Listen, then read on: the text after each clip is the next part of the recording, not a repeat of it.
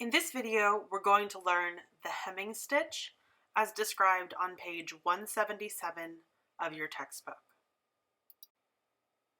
So I have my piece of fabric folded twice in a hem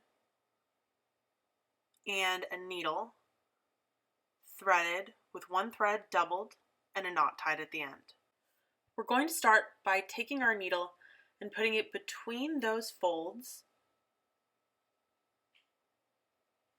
and coming up just through the lower section of your fabric, pulling your thread all the way through to the knot. Now I changed the orientation of my fabric here to get a better handle on how I can hold my fabric, my thread, and my... So I'm going to take a tiny bite through just the upper layer, only picking up a few stitches of fabric at a time, and I'm going to send that through my folded lower layer.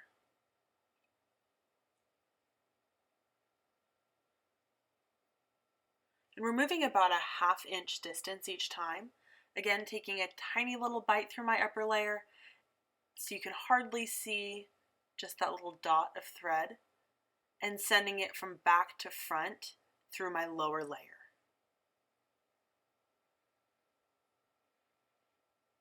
Move a ½ inch, tiny bite on the top layer, send it through back to front on the bottom layer. We'll continue this all the way down our fabric.